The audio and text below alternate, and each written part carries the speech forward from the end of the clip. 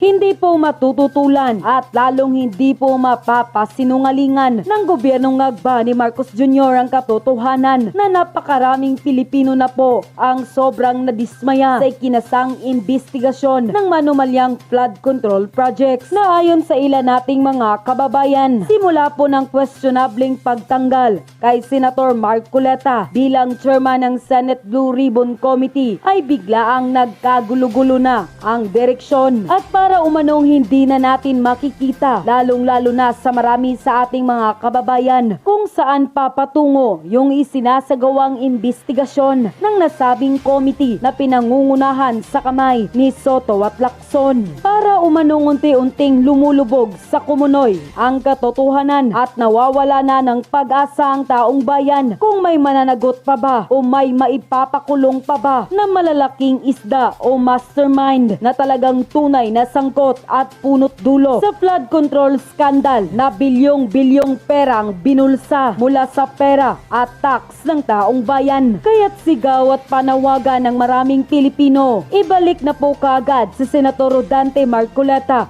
bilang Senate Blue Ribbon Committee Chairman at hayaan siya na ipagpatuloy yung direksyon na kung saan tutumbok doon sa gusto ring tumbukin ng taong bayan o mamamayang Pilipino. Kaso ito po ang nakakalungkot na balita. Talagang tila minamadali na nila at tila masyado nang halata na mayroon silang pinoprotektahan dahil matapos nagpasabog sa Senado sa ikinasang Senate Blue Ribbon ang star witness ni Senator Rodante Marcoleta na si Orly Gutesa at pinangalanan si Martin Romualdez ay heto na at bigla ang gusto nang tapusin agad ang investigasyon ng flood control scandal. Ayon kasi sa inilabas na balita mula mismo sa Net25, nakatakdang tapusin ng Senate Blue Ribbon Committee ang investigasyon hinggil sa manumalyang flood control project sa loob ng 2 pagdinig sa susunod na buwan. Ayon kay Acting Chairperson Senator Erwin Tulfo, ayon kay Tulfo, pansamantalang itinakda ang susunod na pagdinig sa November 10 kung saan inaasahang ipatatawag nila si dating House Speaker Martin Romualdez at si dating Ako Bicol Representative Elizalde Co na kapwa inuugnay sa umano'y kickback scheme sa mga naturang proyekto. Kasunod nito, sisimula ng committee ang bagong investigasyon sa umano'y anomalya sa Farm to Market Road Project ng DPWH at Department of Agriculture. Iimbitahan ng committee si DA Secretary Francisco Tio Laurel Jr. Base po doon sa ating mga informante sa loob, tila interesado ang sa pondong 4 billion at sa proyektong ito ang mga personalidad na close o identified kanino? Kay Saldi ko na naman. Imagine ninyo, umalis na ng bansa, umiskierda na, umiskapo na, tumakbo na, tumakas na, pero tuloy ang ligaya pagdating sa Bureau of Immigration Project ng E-Gates. Ito ho yung dapat nating nalalaman na habang tayo nakafocus sa anomalya sa flood control funds, tayo nakafocus sa mga wala naman flood control projects o yung flood mitigation projects na ibinida ni BBM nung kanyang 2024 SONA na 5,500, wala naman pala, patuloy po ang ang kalakal. Kinakalakal po 4 billion sa E-Gates. Yung mga taga-immigration, alam po nyo ito. Naintindihan po namin kayo, hindi kayo pwedeng basta na lang magsalita dahil nanganganib kayo. Bago tayo mag-umpisa, baka pwede nyong i-like ang video na to. Malaking bagay ang like sa aming mga content creators. Maraming salamat po.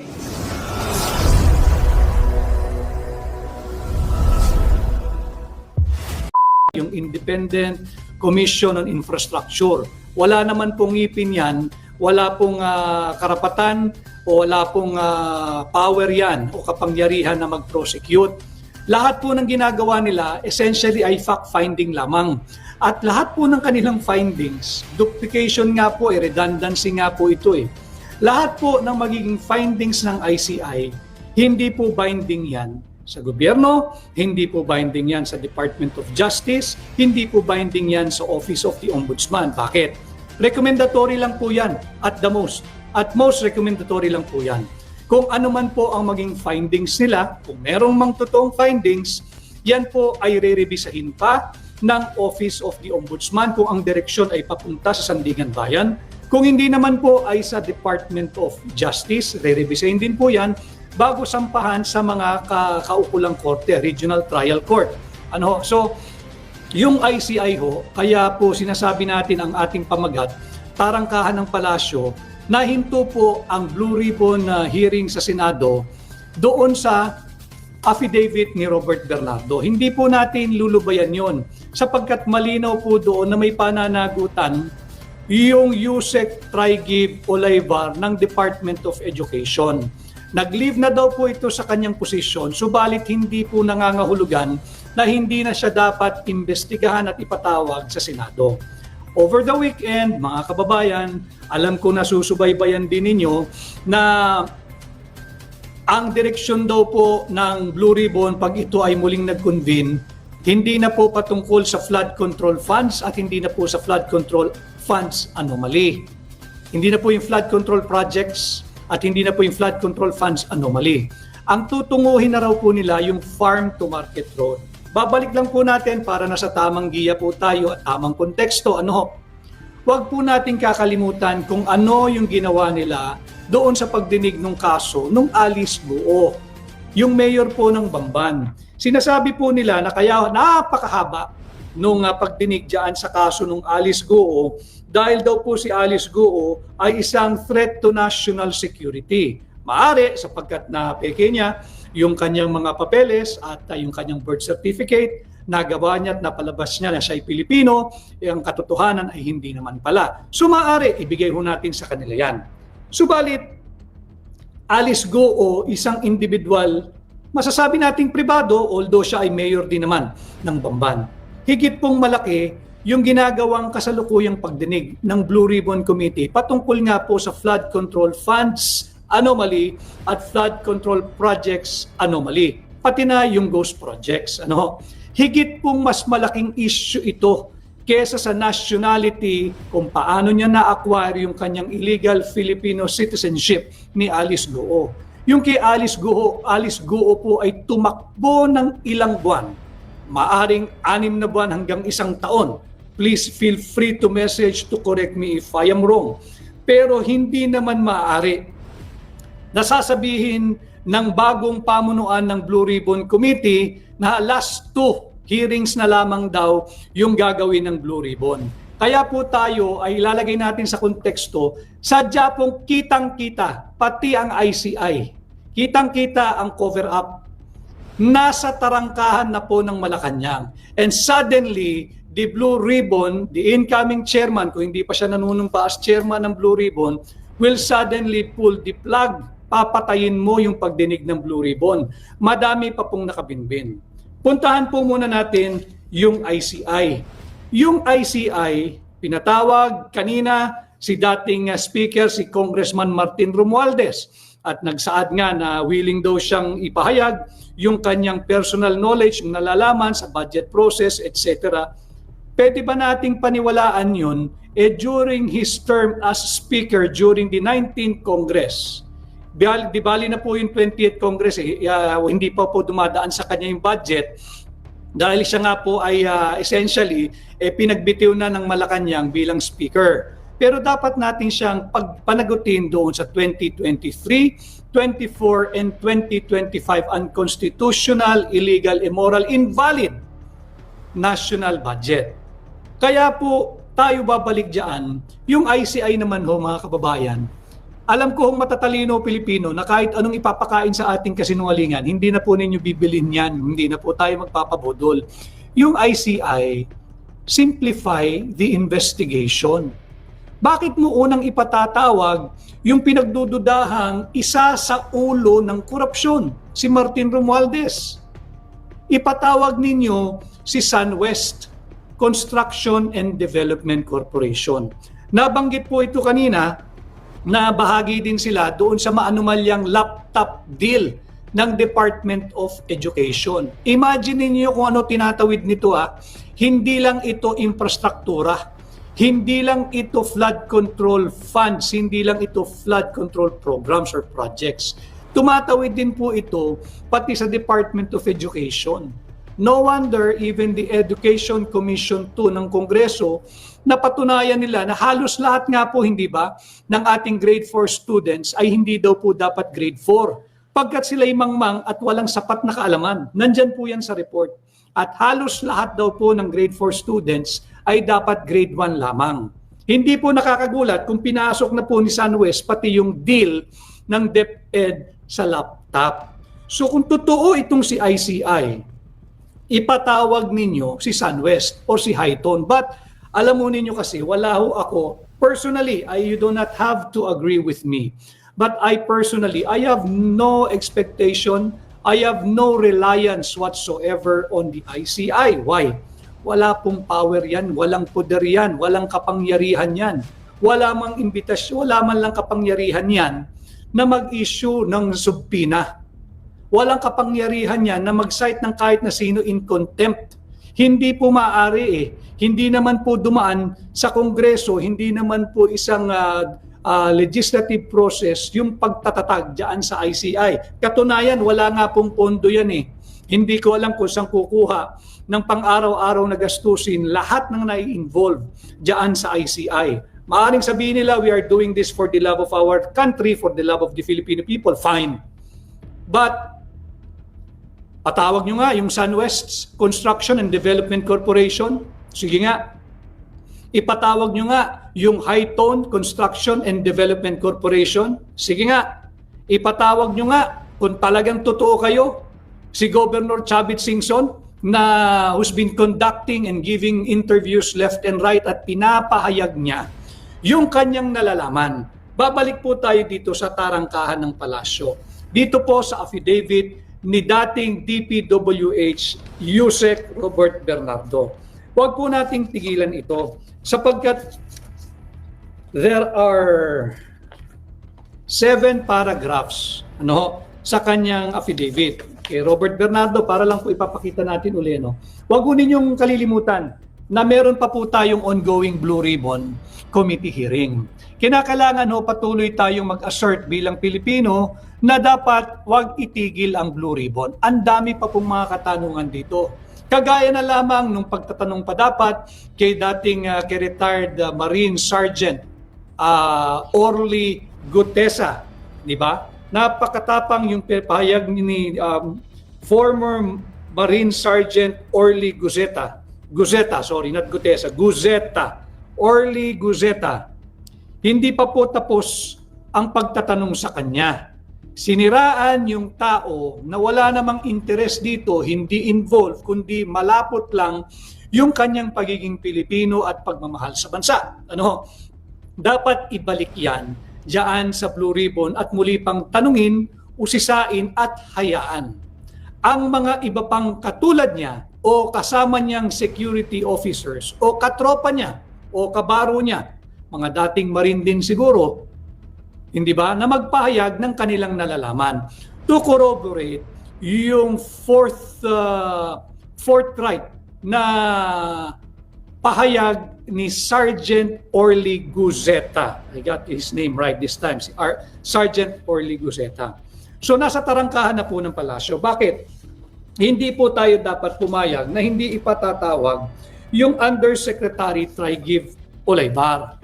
Sapagkat ito po yung nag-represent na siya raw po ay sugo ng Malacanang. Kanya nga po yung ating pamagat ngayon, tarangkahan ng Malacanang. Nandyan na po yung issue ng flood control funds anomaly, yung ghost flood control projects, nasa tarangkahan na po ng Malacanang.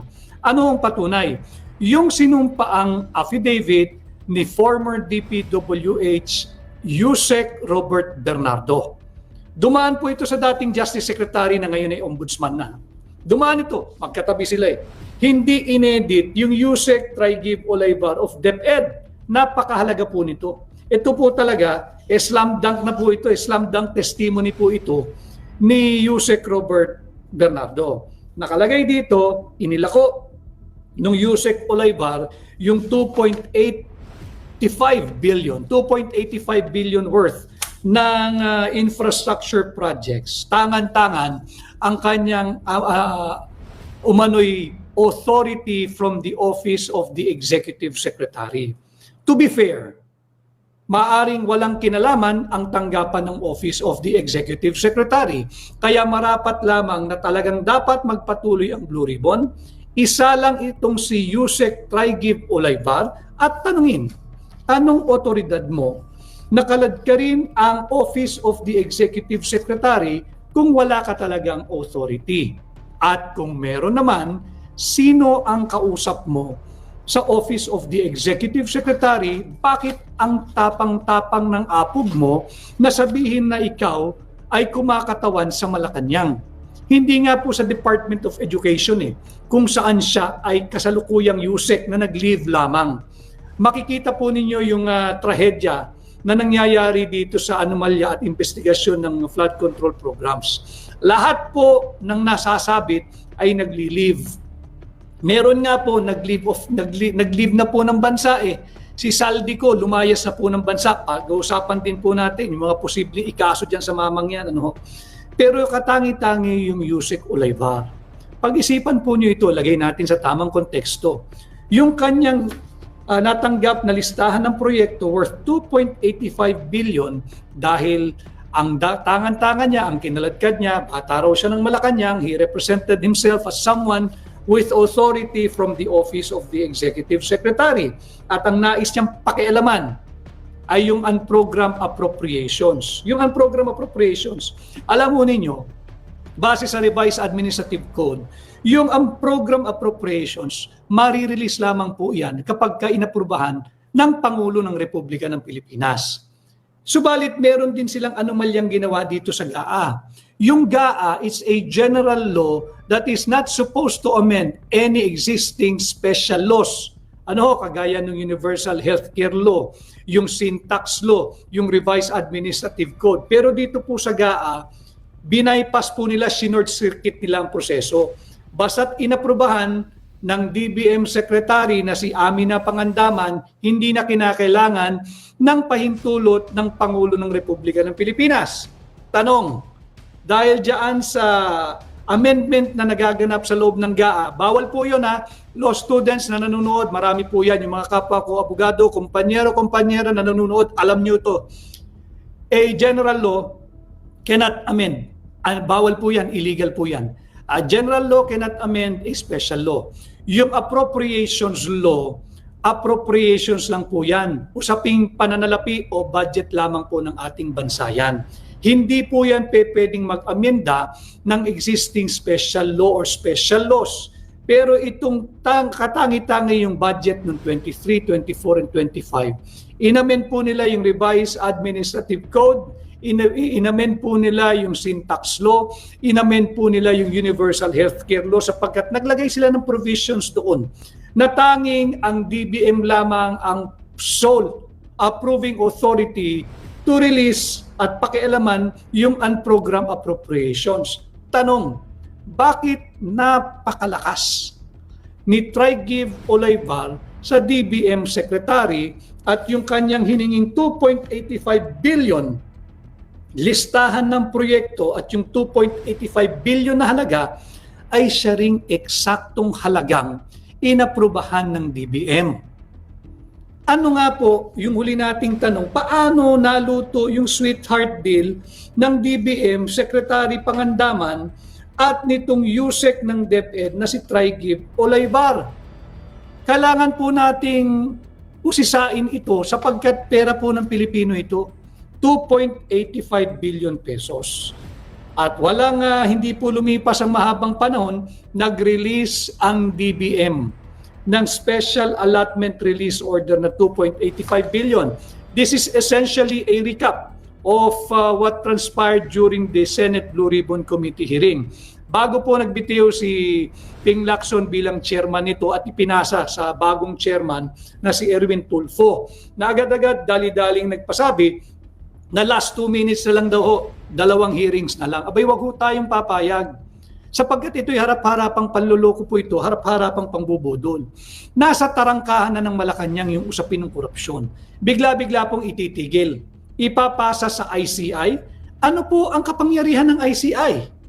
Wala pong subpoena power yan. Wala pong contempt power yan. Mabuti pa po sa Senado, nagkakaroon ng first-hand participation ang mamamayang Pilipino sapagkat live pong ginaganap ang pagdinig. Hindi man tayo sang-ayon sa direksyong nagaganap paminsan-minsan, but at least ang saving grace po niyan, live.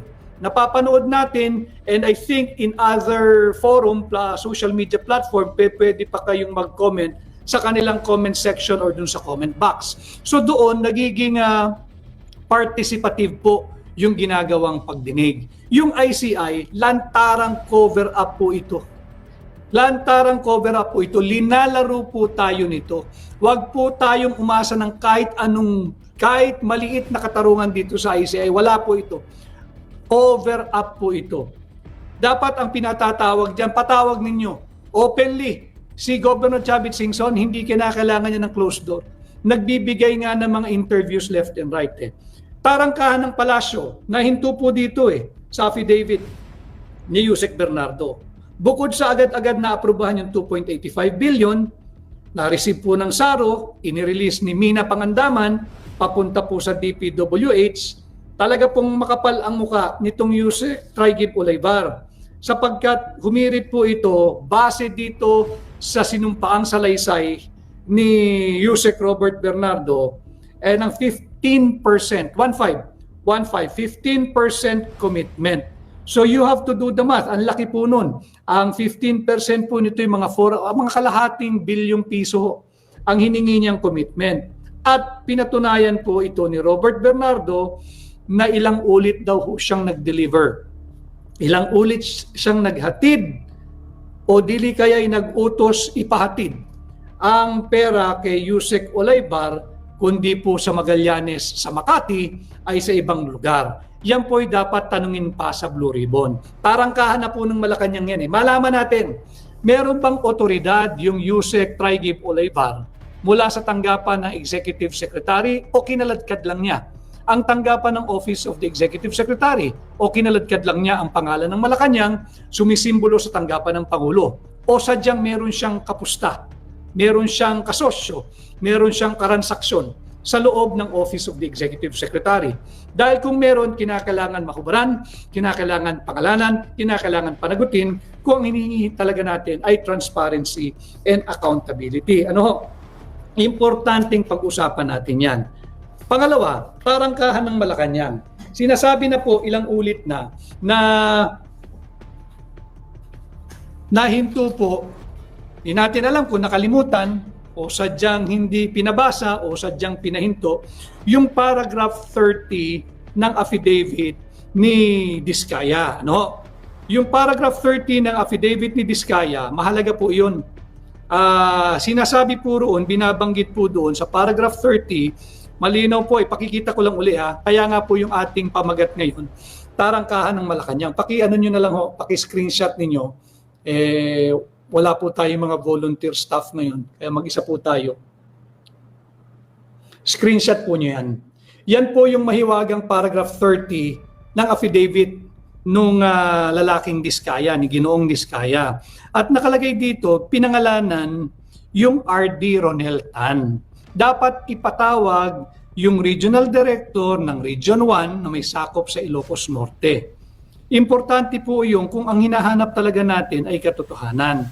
Hindi ho kasi pwedeng may pinag-iinitan, meron pong iniiwasan, merong tinititigan, merong sinusulyapan lamang, at meron talaga namang hindi makuhang tingnan.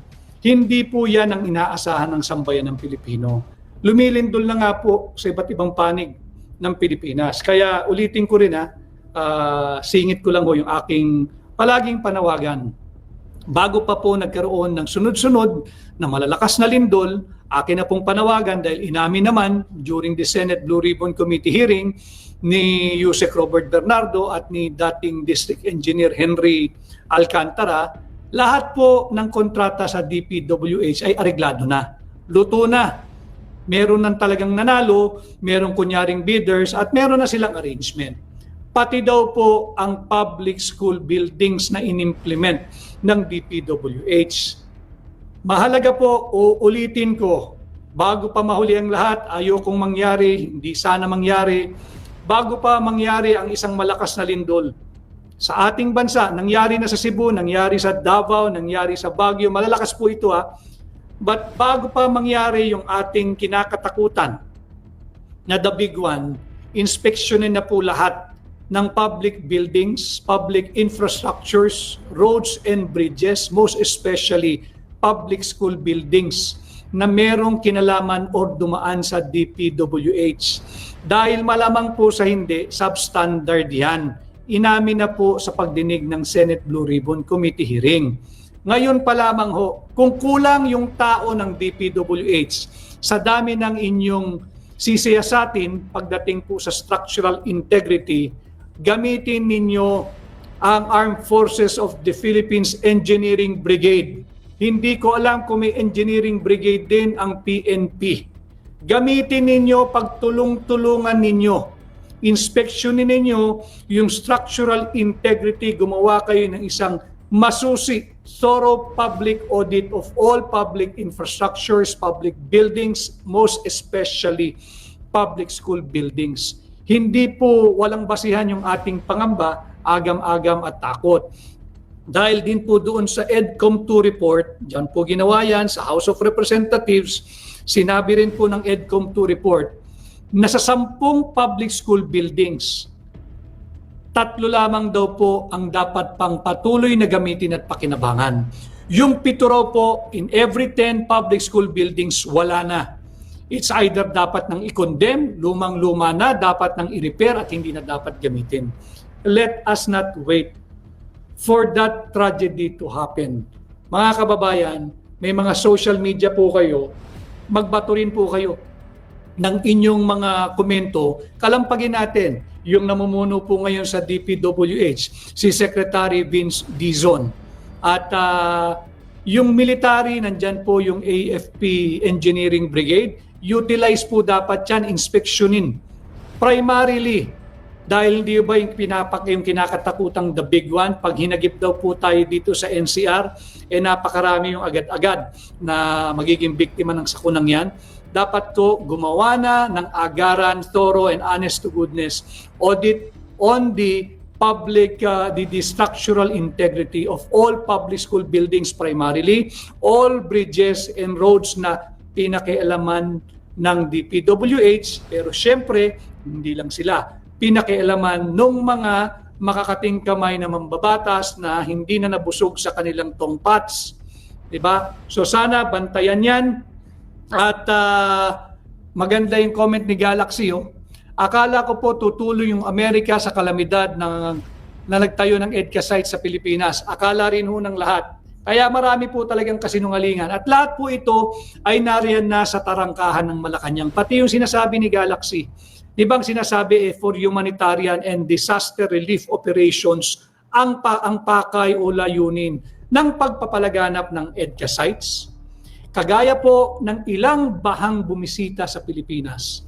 May nakita ba kayong tropa ng Estados Unidos na nagsagawa ng rescue or post-disaster relief operation?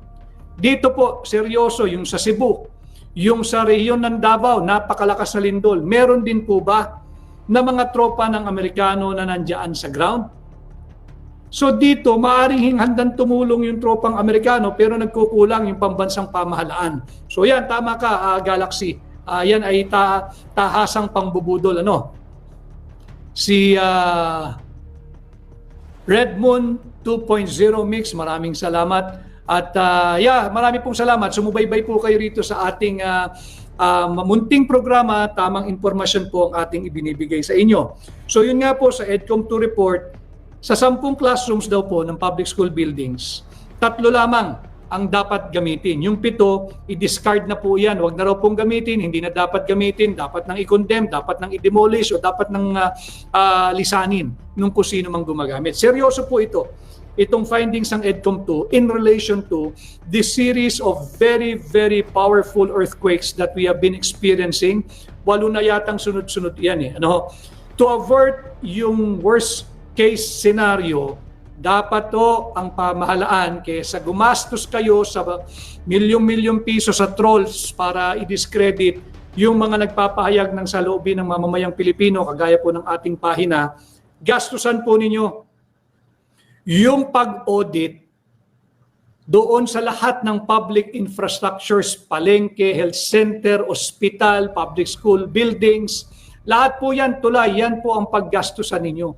Utilize everything in the resources of the national government, including the AFP Engineering Brigade. Mas matutuwa pa po yung mga sundalo natin gumawa ng humanitarian effort na ganito na siguruhin na ligtas yung ating mga pampublikong paaralan, yung ating mga tulay, yung ating mga health centers, hospitals, and other public buildings. So yun po ang ating isiningit dito sapagkat lahat po ito ay nasa tarangkahan na ng palasyo. Ano? Si Ruel Jimenez, Ruel Jimenez, dapat ipagpatuloy ang Blue Ribbon Hearing. Si Cherry Fe, maraming salamat sa iyo, Cherry Fe, at sa marami pang iba na kagaya mo. Kay Maria Vina watching from Riyadh, KSA, good afternoon, Attorney Vic. Sobrang nakakagalit ang ginagawang corruption. Nakakagalit po talaga, naiintindihan ko kayo, tinatawag kayong bagong bayani kapag ka naalala lang yung inyong remittance. Pero they're not doing justice to the taxes that you have been sending, that you've been paying. Lahat po tayo, ulitin ko dapat tayo kasali lahat. Bakit kanyo? Lahat po kayo ay taxpayers. Ulitin ko kasi yung iba, akala nila yung taxpayers yung binibigyan lang, yung nagfa-file lang ng income tax return. Hindi ho. Para po sa kaalaman ng lahat, since naman ang ating advokasya, iangat ang pampublikong diskurso, ang antas ng pampublikong diskurso, lahat po ng Pilipino ay taxpayer basta ikaw ay consumer. Kung ikay kumukonsumo ng kuryente, nagbabayad ka sa Meralco, o kung sino man yung electric provider mo, kung ikay kumukonsumo ng tubig at lahat naman tayo ay kumukonsumo ng tubig at ikay nagbabayad ng iyong monthly billing, lahat po kayo ay taxpayer kasi meron pong VAT na nakaakibat yan. So hindi man kayo employed, kung ano man po yung side hustles ninyo, kung saan kayo kumikita o kumukuha ng pagkakitaan, basta't kayo po ay namili sa palengke, namili sa grocery, namili sa department store, gamit ng inyong mga anak sa eskwela, notebook, damit, kahit po yung personal ninyo, taxpayer po kayo. Kaya wag po tayong yung walang pakialam sa usapin ng korupsyon dahil contributor po kayo ng taxes. Pera din po ninyo. Mantakin ninyo yung mga nagtitinda ng turon na patas ang presyo ng mga raw material, magkano nyo lang nabebenta yung turon. Nagbabayad din ho kayo ng buwis kasi the moment bumili kayo ng mga material ninyo, yung raw material, asukal, yung pambalot, yung harina, yung mantika, meron pong kaakibat na buwis yan. Kaya hindi po ninyo pwedeng sabihin, ayaw nyong makialam o wala kayong pakialam. Kuba na nga po tayo pare-pareho kakakayod at lumalaban ng patas. So dapat po ay kasali kayo sa usaping ito. Ano? So balik po tayo. Yung sinasabi naman po na tarangkaan na po ito ng Malacanang tatandaan din ninyo, binanggit din yung pangalan na Maynard Ngo. Diba? Yung Maynard Ngo, ito po yung itinuturong kumuha ng 160 million. Ibinigay ni Robert Bernardo base po sa kanyang affidavit sa paragraph 17, sa paragraph 4. Pagkatapos daw po maisama yung proyekto sa GAA, nag-deliver po ng 160 million si Robert Bernardo kay Maynard Ngo, which was meant for Senator Escudero. Nandito po yan Yan po yung buong nakasaad. So, tarangkahan na po ng Malacanang. Bakit? Ito po'y appointed din, presidential appointee po ito Special Envoy to China. Mabigat po na tungkulin yun. Special Envoy to China. Hindi mo na alam kung ano yung parameters noon. Pero nai-involve pa rin dito sa issue ng korupsyon.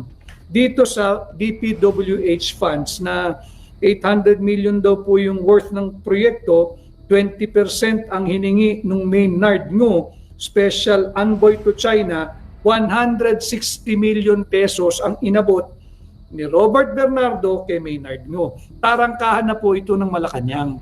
Kanya hindi katanggap-tanggap na bigla na lang ititigil ang Blue Ribbon Committee hearing.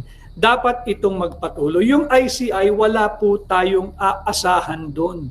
There is no reliance on what ICI is doing. Imagine ninyo yung taong binibida nila nung simula na kanilang magiging magaling na investigador, nag-imbestiga nga.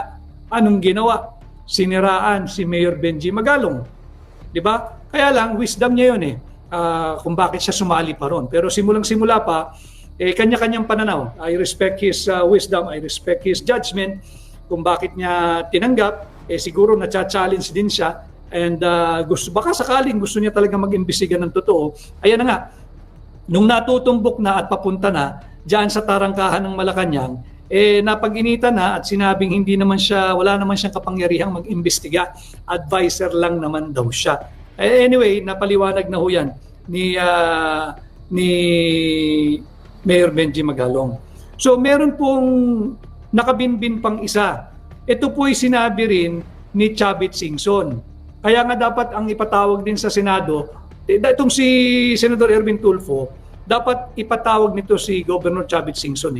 At muling ipabasa kay Ginoong Diskaya yung paragraph 30.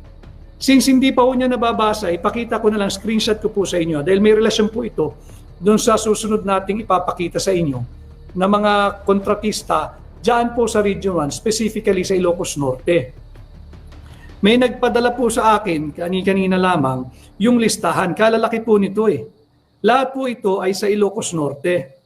At katangi-tangi na ang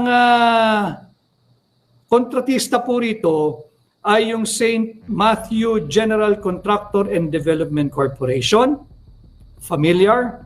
St. Timothy Construction Corporation, familiar. Alpha and Omega General Contractor and Development Corporation. Medyo mahaba po, pero ito na lang muna tingnan ninyo. Napakakalaking halaga po nito Kagaya niyan, patatawag ba ng ICI yung Regional Director ng DPWH Region 1? Pagpatawag nyo yung Regional Director ng DPWH Region 1, wag na yung ICI, wala tayong asahan dyan. Yung Senate Blue Ribbon, patawag nyo yung Regional Director ng DPWH Region 1 na ang pangalan ay yung pinakita kong picture sa inyo kanina yung sa paragraph 3, ang pangalan po niya ay si RD Ronel Tan.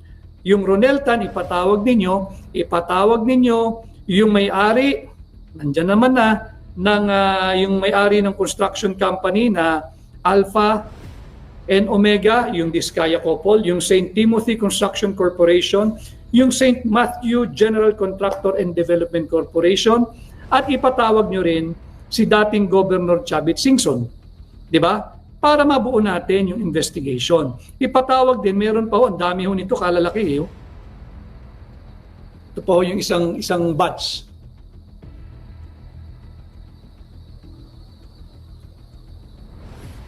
No? Patawag nyo po ito, yung Megapolitan Builders and Construction Supply.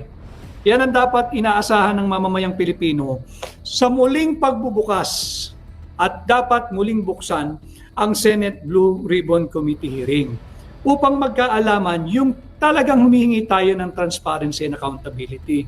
If Bongbong Marcos, si BBM, gusto niyang i-placate o pakalmahin ang galit ng sambayan ng Pilipino at muli niya siguro makuha ang tiwala pero hindi na po babalik siguro mapabawas na lang yung galit po sa kanila at sa administrasyon niya. Hayaan niya kung saan ang gulong ng investigation. May nagsasabi kanina bago tayo mag-live, may pahayag daw po yung dating speaker na siya ay willing mag-cooperate, na babanggitin niya lahat at tinatanong yung state witness. Sa akin pong pananaw, hindi po maaaring maging state witness sapagkat yun din po naman ang nakalagay sa batas. Yung most guilty ay hindi po maaaring maging state witness. Sino ituturo niya? Si Saldico. Si Saldico, kanina lang din po, para alam din ho ninyo, meron pong bidding yata o nai-award na yung programa diyan sa Bureau of Immigration. Kahapon yata ay nai-award na yung programa ng Bureau of Immigration para po sa e-gates. Yung e-gates, yung mga nakakabiyahe po sa ibang bansa, nais po nilang ipatupad yung programang yon. Ang halaga po ay 4 billion pesos. 4 billion pesos. 4 billion pesos para sa e-gates. Yung e-gates pong yan, dati-rati, nung bago po ito na-aprobahan, kasama po dyan ang NAIA, Terminal 1, 2, 3, 4. Dahil po ito ay nasa agreement with the group of private businessman Ramon Ang, si RSA, tanggal na po yung Terminal 1, 2, 3, and 4. Yung mga taga-immigration, tanggal na po yung saklaw ng 4 billion program ng e-gates sa Terminal 1, 2, 3, and 4. Bakit? Private po kasi nangangalaga ngayon eh. So yung consortium na po ni Ginoong Ramon ang maglalagay ng electronic gates. Matitira na lamang po yung regional airports na merong international passengers. Tanggalin po nyo yung Terminal 1, 2, 3, and 4. Sobra-sobra po yung 4 billion pesos pa rin na pondo para sa e-gates. E-gates po yan. Ilang regional airports lamang ang merong international flights or passengers, outbound and inbound, para mangailangan ng electronic gates. Pansinin po nyo yan. Pero nabawas yung malalaki, yung Terminal 1, 2, 3, and 4, hindi po nabawasan yung budget, 4 billion pa rin. At base po doon sa ating mga impormante sa loob, tila interesado ang sa pondong 4 billion at sa proyektong ito ang mga personalidad na close o identified. Kanino? Isaldi ko na naman. Imagine ninyo, umalis na ng bansa, umiskierda na, umiskapo na, tumakbo na, tumakas na, pero tuloy ang ligaya pagdating sa Bureau of Immigration Project ng e-gates. Ito ho yung dapat nating nalalaman, na habang tayo nakafocus sa anomalya sa flood control funds, tayo nakafocus sa mga wala naman flood control projects o yung flood mitigation projects na ibinida ni BBM nung kanyang 2024 SONA na 5,500, wala naman pala, patuloy po ang ang kalakal. Kinakalakal po 4 billion sa e-gates. Yung mga taga-immigration, alam po nyo ito. Naintindihan po namin kayo, hindi kayo pwedeng basta na lang magsalita dahil nanganganib kayo sa inyong trabaho. Pero dapat ito nalalaman ng mamamayang Pilipino dahil, again, taxpayers' money po ito. Tinanggal mo na yung Terminal 1, 2, 3, and 4 doon sa coverage ng e-gates. 4 billion pa rin yung project na i-implement ninyo. Ilan lang bang regional airports ang merong international flights para mangailangan ng 4 billion pesos? Ano? So ito ang dapat tutukan din natin ito. Tutukan natin ang mga usaping panlipunan na mahalaga po sa atin. Dapat i-cancel na ang passport ni Saldico. Alam naman ho natin ang dahilan kung bakit, hindi ba? And I think this is just my personal take. Tingin ko kahit i-cancel yung passport ng Saldico, hindi na ho niya mararamdaman yun. By now, hindi po aalis ng Pilipinas yan kung walang another passport na hawak yan. Maaring hindi Philippine passport. It will take a while. Maybe hindi na natin nga mapatunayan na meron siyang hawak na ibang passport. Pero kahit kansilahin po nila yung Philippine passport, hindi na po niya mararamdaman yun. Hindi na po niya mararamdaman yun. Malamang may secondary, baka third, fourth passports pa pong hawak yan. So hindi na mahalaga kung i-cancel. Tama naman, siguro pakitang tao, i-cancela nila. Pero kahit po pakitang tao, ayaw nga ho nila eh. Talagang ganun nakasaklap yung inabot ng ating bansa. No? So nasa tarangkahan na po ito ng Malacanang. Dapat ipagpatuloy yung gagawing pagdinig. Hindi po dapat matigil ang Blue Ribbon. Yung nagsasabing handa siyang isiwalat ang kanyang nalalaman tungkol sa budget process, wala po yung kanino mo isisiwalat sa ICI, patawag yan sa Blue Ribbon. Yes, yung dating speaker si Martin Romualdez, ipatawag ninyo sa Blue Ribbon, kasabay nino. Ulitin ko ipatawag si Martin Romualdez sa Blue Ribbon, kasabay ni Master Sergeant Orly Guseta, ni Ponyong Gabunada, si Governor Edwin Kuya Hubahib, yung John Paul Estrada, yung Mark Tiksay. ipatawag po lahat ito. Ipatawag din yung Nurala Mayor Clemente Fedoc na matapang pong naglahad ng kanyang nalalaman. Binanggit po niya DBM, binanggit po niya ang Office of the Executive Secretary, binanggit po niya ang DPWH, binanggit niya ang Speaker of the House. So ipatawag po yan, hayaan natin silang magharap-harap.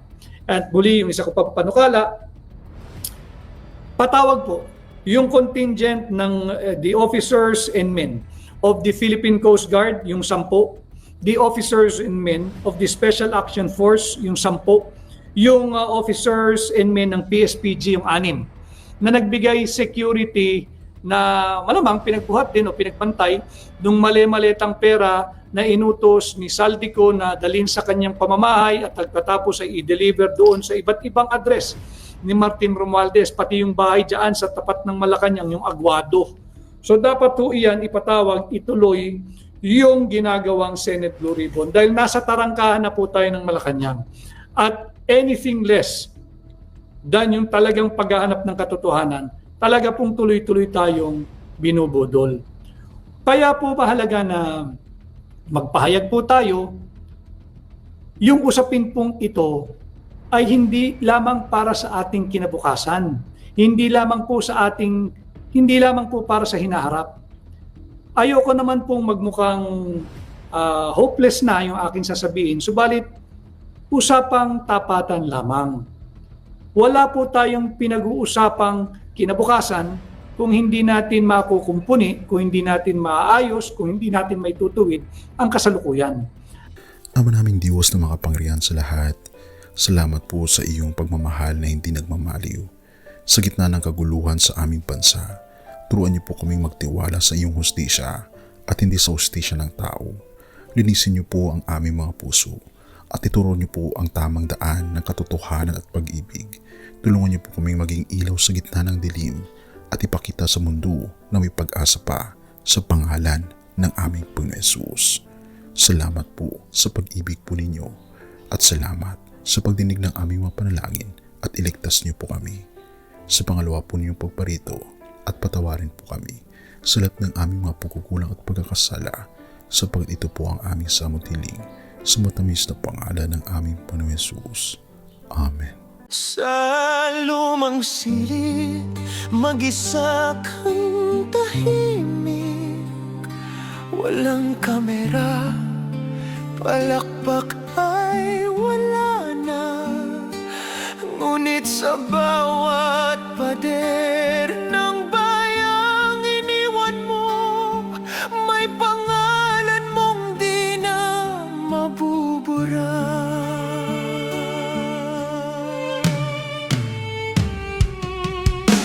Minsan kang naging balikat ng mahihina, kalaban ng takot, kakampi ng masa. Di mo man laging nasabi ang tama, pinili mong ipaglaban ang madla. Hindi ka sakdal gaya naming lahat, pero tumindi ka ng walang pag-atras. At ngayong pagod ka na, tatay, kami naman ang sasalo ng bawat bigat.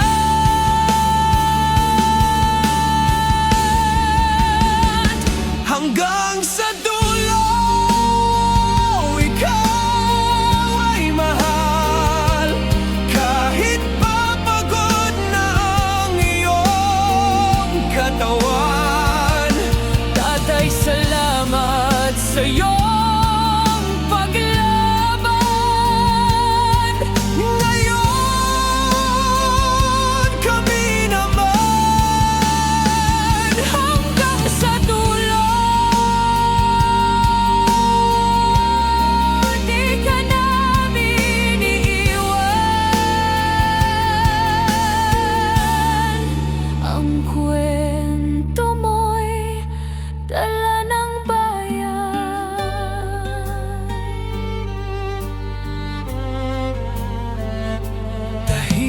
ka na sa mga batikos.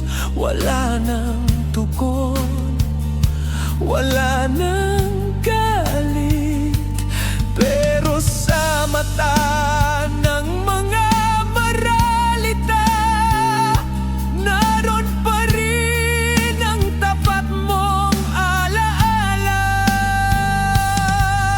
Marami mang di nakaintindi, marami pa rin ang di nakakalimot. At ngayong wala ka ng kapangyarihan, tatay, Ang magtatanggol sa'yo ay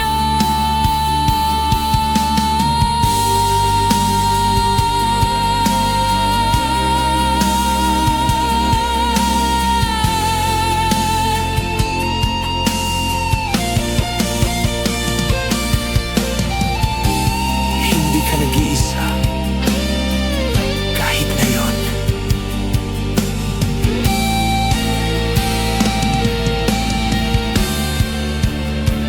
hanggang sa dulo, tangan ka pa rin. Sa puso ng batang minsan mong pinagkain, hanggang sa dulo di ka nag-iisa. Ang dasal ng bayan ay sa'yo pa rin. Katay kami naman ang lalaban sa ngalan mo, sa alaala mo. Hanggang sa dulo. Dalangin ka ng puso ng masa.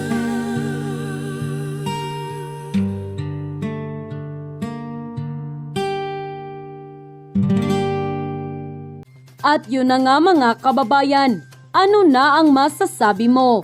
Kung mayroon kayong hinaing at komento patungkol sa balitang ito, please comment down below. Pag-uusapan natin yan sa comment section. At kung nagustuhan nyo ang video, ay huwag kalimutang mag-like at i-share na din para mas marami pang makaalam at umabot ito sa marami sa ating mga kababayan. Maraming salamat po. Mabuti pa ang sardinas, may label. Eh tayo, wala. Oo nga pala. Nay, ito na yung bayad ko sa isa, ano? O, kunin mo yung isa. Isa muna, iyan, no? Tapos, isa pa, di ba? 4 dapat na sardinas, eh. O, yan. 3 na. Pang-4 na sardinas. O, okay na.